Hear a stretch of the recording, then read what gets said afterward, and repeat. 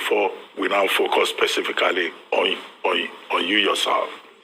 Okay, when the results came out, I was in school, and they announced that the results were out like 7 days after I wrote the JAMB. It was a Tuesday when they told us that the results were out. So that Tuesday, I went to my guidance counselor and I asked her to call my mom for me and tell her that the results were out and that she should check it.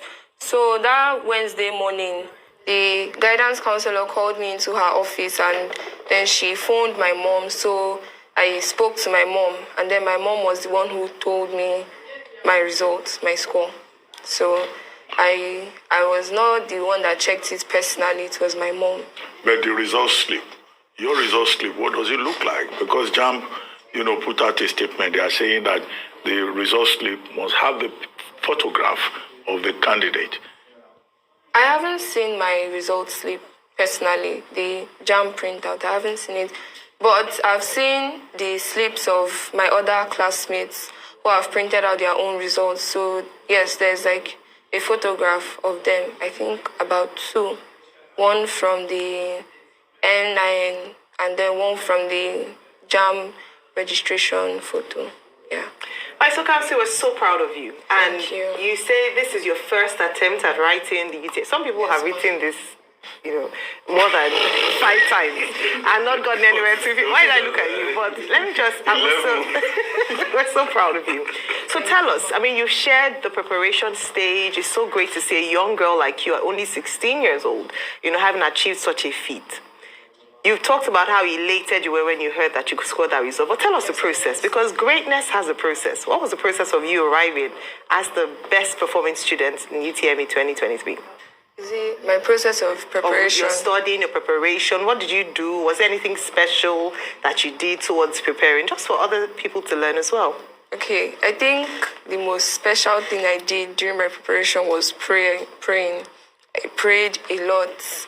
Then I started early. I started preparation for the JAMB exam immediately I entered SS3. Okay. I started reviewing past questions, just reading my books, and then in school, my school, Deeper Life High School, we had like lots of classes, tests and retests, just trying to get us prepared. We had mock examinations of the JAMB. They tried to get us to use our time well, to know how to time ourselves.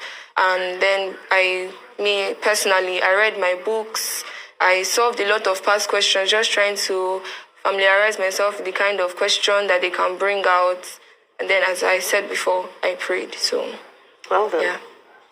So, one thing I know about academic success is that it doesn't come by reading. It comes by a reading habit. Okay.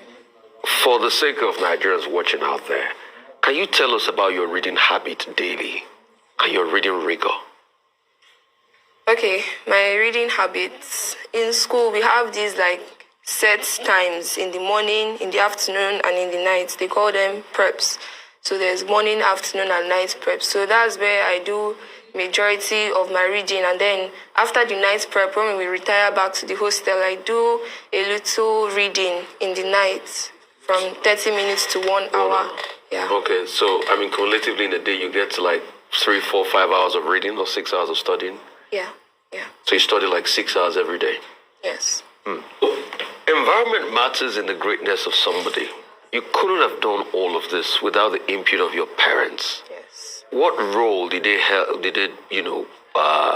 play in building this reading culture in you as we speak today? And how can we build that reading culture in our Nigerian society? Because our problem is we don't read. We are not the society that reads any longer. How can we help build that reading culture in society? The role of your parents first, then how can we generally improve reading culture and education in Nigeria? My parents, they were my encouragers, as well as my school. But my parents, they were always encouraging me, always supporting me. I'm a boarder. So they allow our parents to call us during the weekend. And then my parents, they never missed a weekend, always calling, always trying to find out how I am, encouraging me, supporting me. And then during my SS3, I actually did not really have any holidays. But the few that the school gave us. Anytime I go home, my mom is like, my parents, my mom and my dad, they are always on my neck. They don't want to allow me to rest. They're like, come to go and pick